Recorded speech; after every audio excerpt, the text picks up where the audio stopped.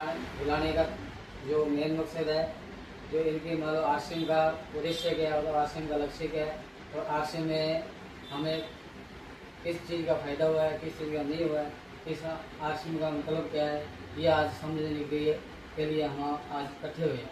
ठीक है। और आश्रम का मतलब है राइट कंसेप्ट मार्केटिंग, यानी कि रोजगार करने का सही तरीका। और मैं धन्यवाद देना चाहूँगा श्री त्रिलोक जी जो इस कंपनी के मालिक है, तो उनके लिए मैं एक बार तालियां चाहूँगा। और इस उन्होंने पहले शुरुआत की थी एक स्थान से, यानी कि भीलवाड़ा से।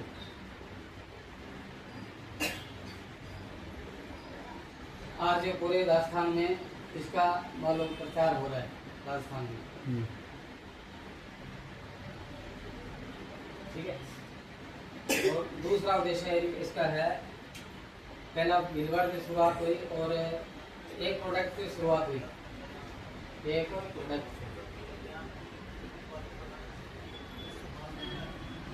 प्रोडक्ट क्या था, कपड़ा।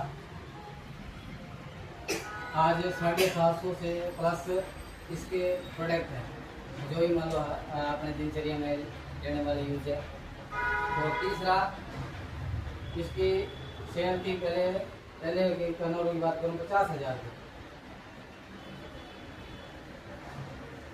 50,000 की थी। और आज इसकी मान लो 2 से 2.5 से 3 करोड़ की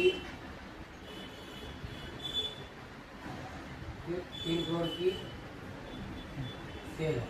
तो चौथा मैं बात करूं, एक ही मान लो एक भीलवाड़ा से शुरुआत हुई और प्रोडक्ट बना, तो इसके पहला कपड़ा था तो 50,000 से शुरुआत हुई। इसके मान लो पहले पिकअप सेंटर था एक भीलवाड़ा। चौथी बात करूँ, भीलवाड़ा था, आज राजस्थान में 15,000 से प्लस इसकी दुकानें हैं, प्लस दुकानें हैं। और दुकानों का इसने त्रिलोक जी छाबड़ा ने इनका वितरण केंद्र इनका नया नाम दिया है। और 5वां इसका यह है,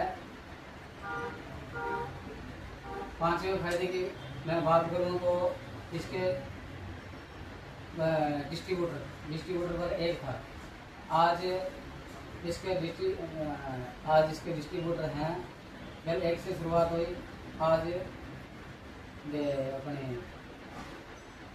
4 करोड़ से प्लस है। तो ये तो होगा मान लो कंपनी की ग्रोथ होगी। और भीलवाड़ा से शुरुआत हुई, एक प्रोडक्ट से शुरुआत हुई और पहले कपड़े से आज 750 प्लस प्रोडक्ट है। 50,000 से शुरुआत हुई, आज 250-300 करोड़ से प्लस है। और चौथे की बात करूँ, राजस्थान में था, आज पूरे ऑल इंडिया में 15,000 से प्लस दुकानें हैं। और डिपो की बात करूँ, डिपो भी अपने 1500 से प्लस है, 1500 से प्लस है। तो पहले की बात करूं तो एक दुकान से शुरुआत हुई, फिर आज 1 करोड़ रुपये। ठीक है, ये तो हो गया मान का। और हमारे राजेंद्र टेलर जी आए हैं, इनका बहुत बहुत स्वागत करिए तालियों से। नमस्कार सर। नमस्कार।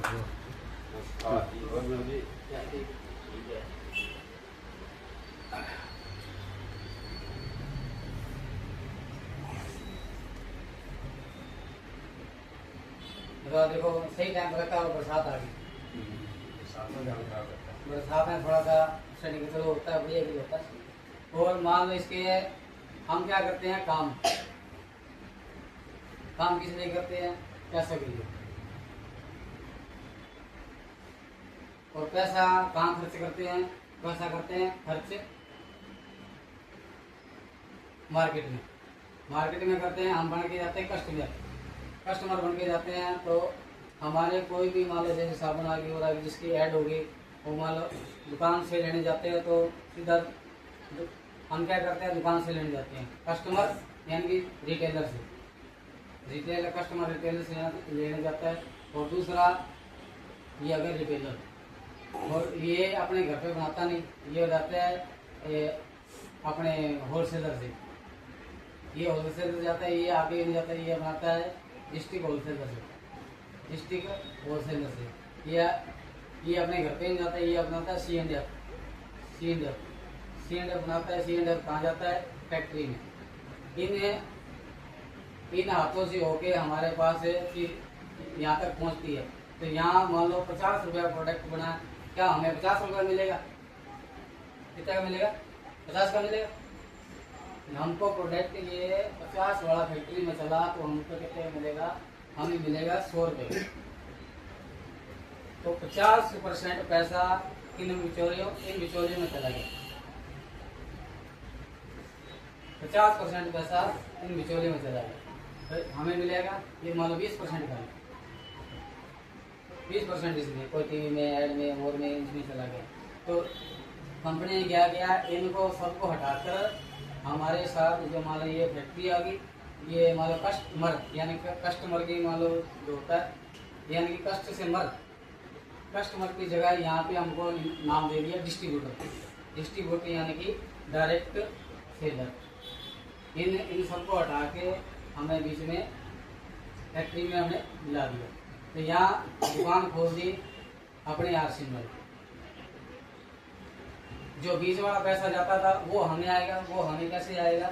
मान लो यहाँ तो फैक्ट्री में चीज़ बनेगी 50 रुपये की, तो हमें कितने की मिलेगी? 100 रुपये की। हमें मिलेगी 100 रुपये की, तो यहाँ से चलेगी 50 रुपये की। जो ये 50 रुपये हमारे अकाउंट में आएंगे, हमारे घूमकर के खाते में आएंगे।